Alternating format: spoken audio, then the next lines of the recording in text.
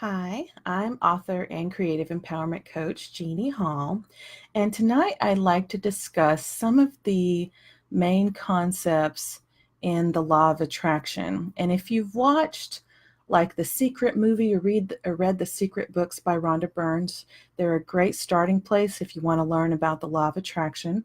There's also a lot of stuff out there with Abraham Hicks, and if you Google law of attraction, you'll find all sorts of information out there for you. And one of the main basic concepts that is out there is the whole idea that you ask and then you believe and then you receive what it is you're asking for. And in law of attraction terms, that's called manifesting. And it's a great idea.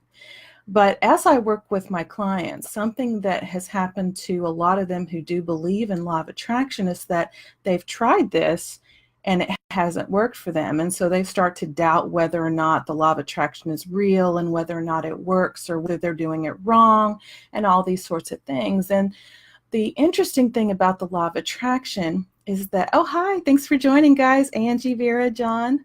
So the interesting thing about the law of attraction is the asking is easy, right? We all know what we want, or if we don't, we can figure it out. It's pretty easy to figure out what we want. We can picture it in our mind. They'll tell you visualize it and picture it in your mind and see yourself having it. And we can do all of that, most of us, without too much difficulty. And then the belief part, most of us can believe it consciously. Like consciously, we can put ourselves in that mindset and say, yes, I'm going to have that perfect, whatever it is, whether it's relationship, whether it's home or car, whether it's dream job or career, whether it's money, whatever it is, world peace, whatever it is that you want very much in your life. And we can imagine it and we can think that we're believing in it.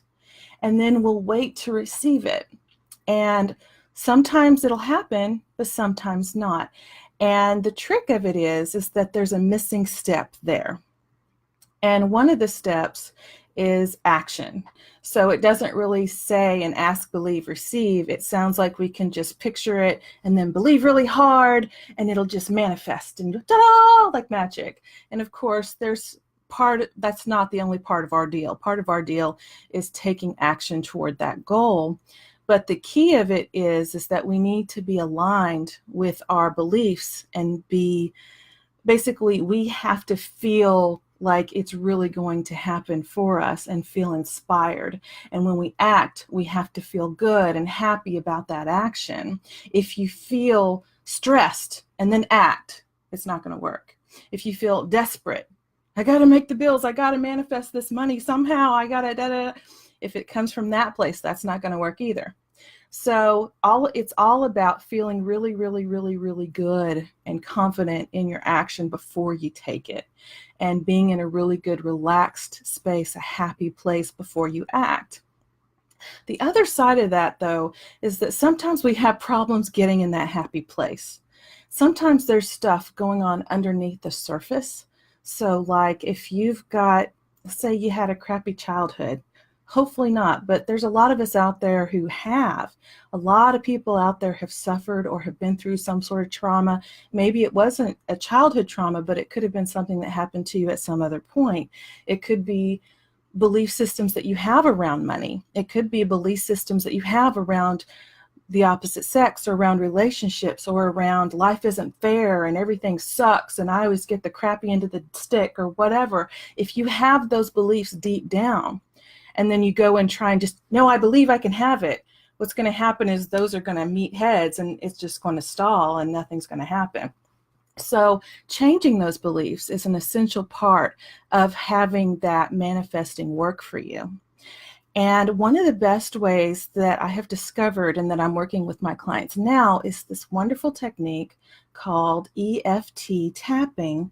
You may have heard of it. Some of you guys have done it. I've worked with some authors and they say, oh yeah, I know what tapping is. But if you don't know, it's also called emotional freedom technique. And it's basically the connection between your body, your mind, and your nervous system. And so what tends to happen, like when we have a phobia, let's say, if you have a phobia against something and you freak out and it's not rational and it doesn't make sense. Like my own phobia is bees. Don't know why. I've had that since I can remember. I have this horrible fear of bees. So if I see a wasp or something and it gets near me, I am flipping my lid, you know. Now I'm working past that now, but that's something that's in me is a phobia. But if you have a phobia of leaving the house, if you have a phobia of water, if you have any kind of phobia that affects your day-to-day being able to act and live in the world, then it's very debilitating and it doesn't make sense. A lot of people, it won't make sense to them. So they're like, what's wrong with you? Why can't you just get over it? It doesn't make sense. Some people have a phobia of dogs. Some people, you know, all sorts of different things. And it's not rational and it's not logical. And one of the ways to get past it is by using tapping. And tapping is this great idea where you basically, you're speaking out loud your fears. It is negative things that you're saying, but the key to that in law of attraction is all about positivity and stuff like that. And some people will react by saying, I've had clients come to me and say, but Jeannie, you're saying negative stuff. I thought law of attraction was supposed to be all positive. And yes, you are supposed to focus on the positive, but if you've got this negative underlying belief, you can't gloss over it. You can't pretend that you're feeling happy if you really don't. So, and that's something that I had to learn the hard way. When I first learned about the law of attraction, I would just try and be happy. Well, I hate my job, but I'm going to go to work and just smile all day and act like everything's peachy keen. And it wasn't, you know, so I had to learn that I either needed to change my belief or I needed to change where I was. And so that's what you can do. You have options, of course, but you can't just gloss over it. You can't pretend like something didn't happen if it did. You can't pretend that you're not in pain if you are.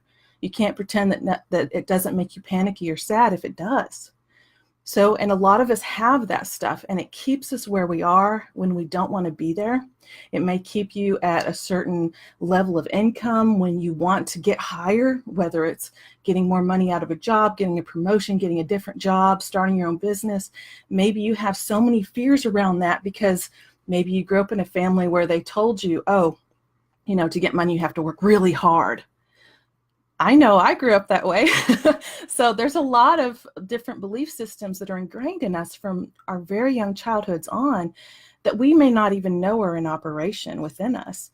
And if you don't change those and you don't change those beliefs to say, you know what, I want more and I am valuable, what I have to offer is valuable and I deserve more, until you really start to believe that, then that whole ask, believe, receive stuff isn't going to happen. So tapping is a great way to kind of provide that shift and enable you to kind of change that belief system on a core deep body level that will then stay with your mind, because you can tell yourself something a million times and it doesn't change. When you tap through it, it affects your nervous system and it turns off that fight or flight response that enacts anytime we have panicky feelings, or maybe it's angry feelings, or maybe it's sad feelings. That will kind of short circuit that, and it'll calm you down, and it'll make that fight or flight response stop, or at least slow down, and it gets better incrementally. Some people have an immediate response to it and they go, oh wow, that's so much better. Some people, they got to tap for a while and they go, okay, that's a little bit, yeah, okay, I can tell, that's better, that's better. But it's a great technique. So I'm going to be doing more videos on EFT tapping in the future. So if you like that, please like the video, and this will be going on YouTube as well. So I hope this helped you, and I hope you have a wonderful Saturday night. And for all those who joined, thanks so much. And I hope you have a great rest of your weekend. Everybody take care, and I'll see you again later. Bye-bye.